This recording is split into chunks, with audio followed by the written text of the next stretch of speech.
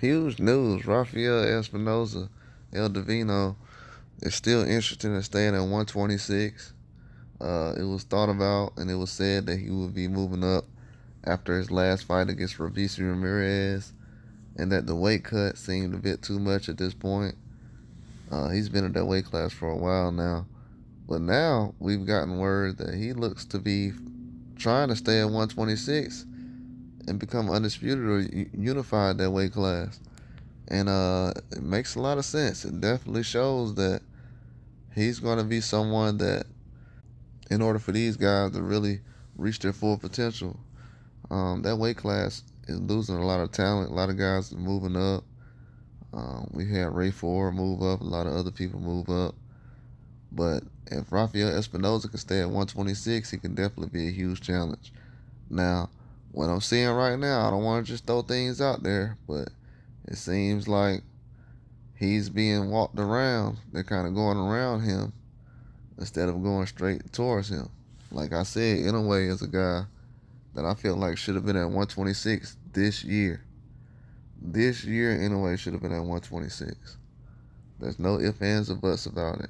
The fact that he's not looking to move at 126 anytime this year, I think Espinoza is the main problem why he won't go to 126 and challenge himself right now. And that's me saying a whole lot, but I'm telling you, if Espinoza is a guy that has a belt at 126 and anyway is trying to get a belt at 126, that wouldn't be the first option that he takes. We're just being honest. Like he said, we've heard people mention names in a way.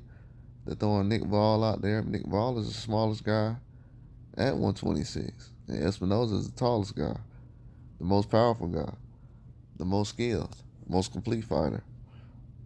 But I'm not seeing a lot of people really explain that situation when it comes to him and Inoue. His name is not getting mentioned with Inoue at all. And they only fight 4 pounds away from each other. It's not like Tank Davis where they're like 13 pounds away from each other or something like that. It's only 4 pounds. And this is a weight class he's mentioned he wanted to fight at.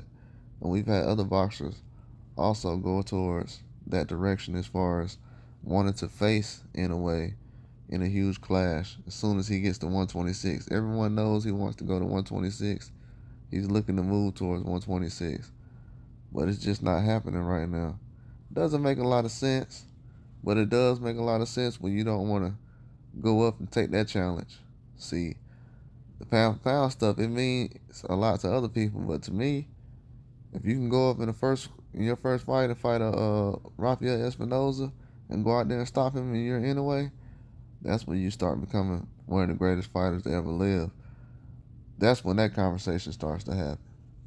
Because we know what these other fighters can do as far as a challenge. But Espinoza hasn't really been challenged that way. Now, he's been hurt in certain situations against Robeisy Ramirez. He's not unbeatable.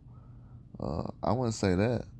But he's someone that causes a lot of issues and problems with his height, power, and everything I've seen.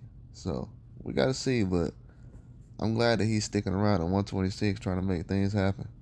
He want to challenge any and everybody. That's all I got.